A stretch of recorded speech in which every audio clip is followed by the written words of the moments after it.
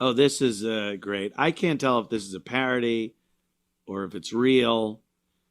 And this has something to do with the American Eagle jeans commercial. Somebody is implying that the dye, the blue dye for blue jeans, who invented it? Who invented it? Let me hear you say it. Yes, black people. So let's watch. Again, I don't know if this is a parody. I will have to send this clip to young Garrett and over there, Garrett and Steve, and see if he thinks this is real or fake. Let's watch. Good genes are passed down. Minds are blue. First of all, you don't get denim blue without black hands, without black knowledge. So why are they still centering whiteness to sell us something that we literally built? The iconic denim blue wouldn't exist without indigo. And indigo didn't grow here. Indigo was brought here along with the people who knew how to grow it, how to ferment it, and how to turn it into dye. That deep blue, our ancestors mastered it long before white people knew what to do with the plant. And when Europeans realized that, they didn't ask us. They enslaved us for the knowledge, not just the labor. That knowledge was stolen, and it built their empire. Before cotton, indigo was one of the first cash crops in America, and it made white families rich. It helped to fund colonies. And every drop of that blue was pulled from black bodies, black intellect, and black labor.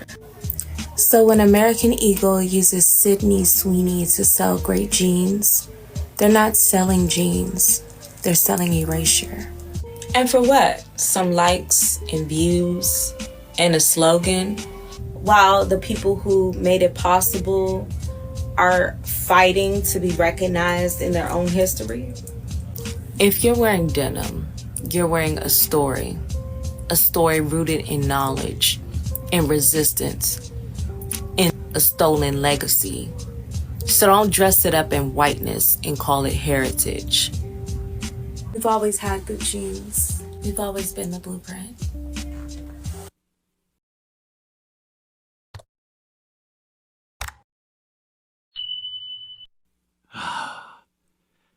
Because at the beginning, you would think it's parody, right? She got the fucking horns coming out of her nose. But then she seems to get pretty serious about saying indigo was invented by black. I mean, honestly, I think over the course of human history on this planet, many different cultures figured out how to, crush up some things and add a liquid and change the color of something. I think you could go back to prehistory. Look at cave paintings. They somehow figured out a way to make a pigment, a color that was different from the cave wall. And that made their cave paintings visible. So prehistorically, there were dyes being used. And to say again that, the black people invented the very dye that is used to dye jeans blue is just another one of these knock it off things that black people come up with. They invented everything. The one I love the most is that they taught white Europeans how to wash, how to bathe, because apparently Europeans weren't washing themselves. They weren't bathing. They weren't washing their hands. But Africans, somehow they washed and bathed. Hi, this is Anthony Cumia. And hello, I am Gavin McInnes.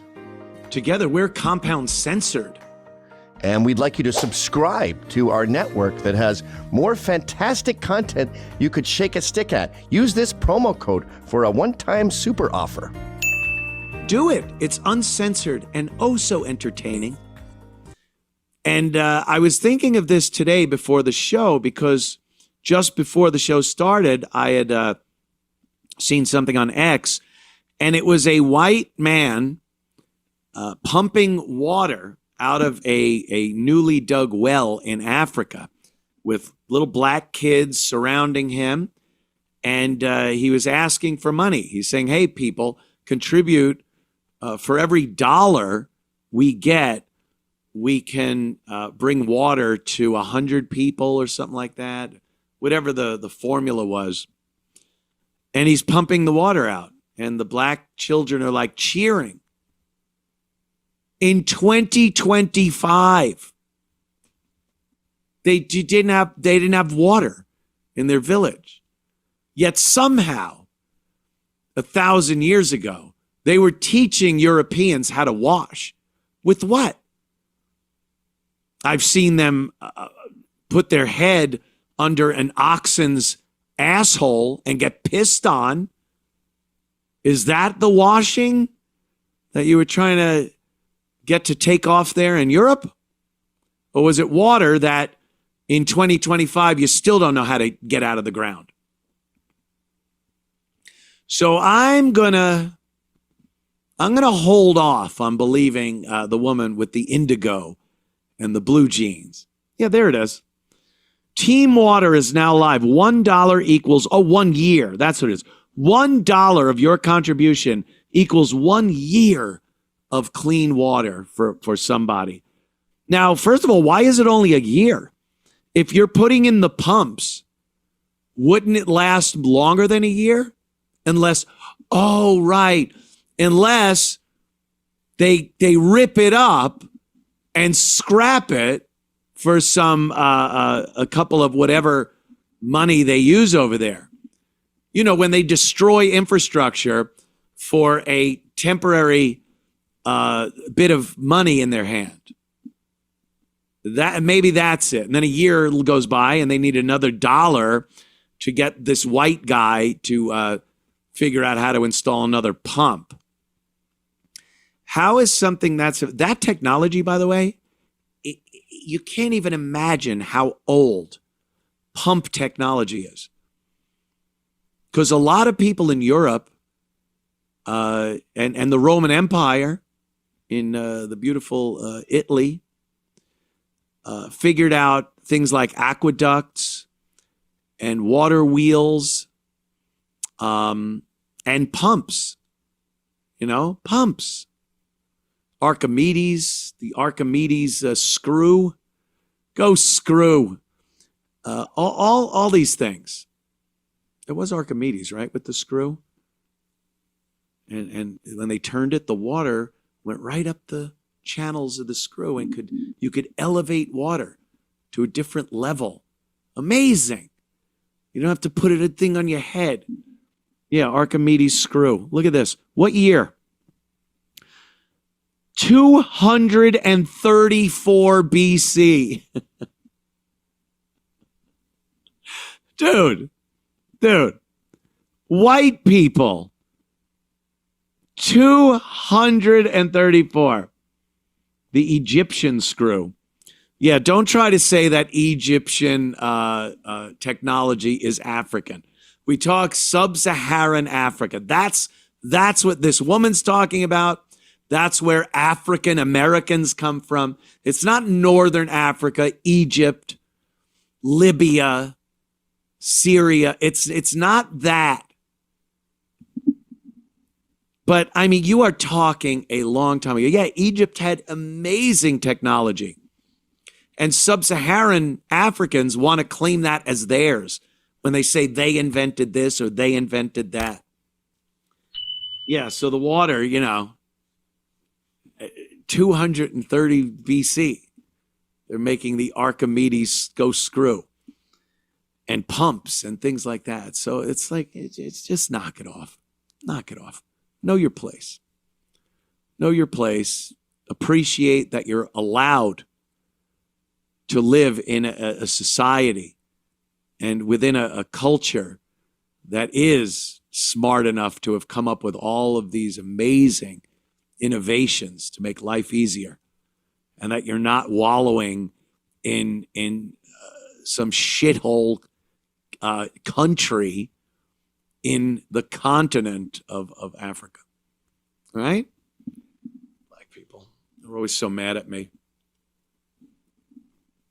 That right there, everything I just said, a huge portion of this country would say it is horrifically racist, what I was just saying.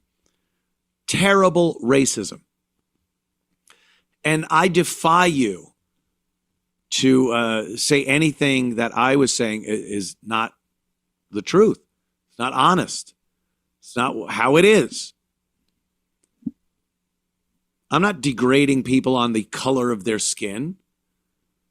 I'm saying this is what happened over history.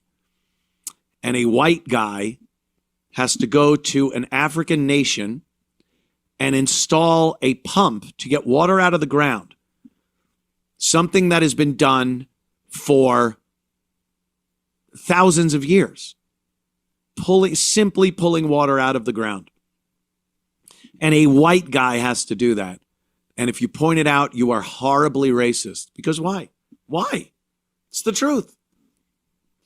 But I'd rather take the label of racist than come off as being so stupid, so uninformed, so unintelligent that I would believe that just speaking the truth is somehow racist.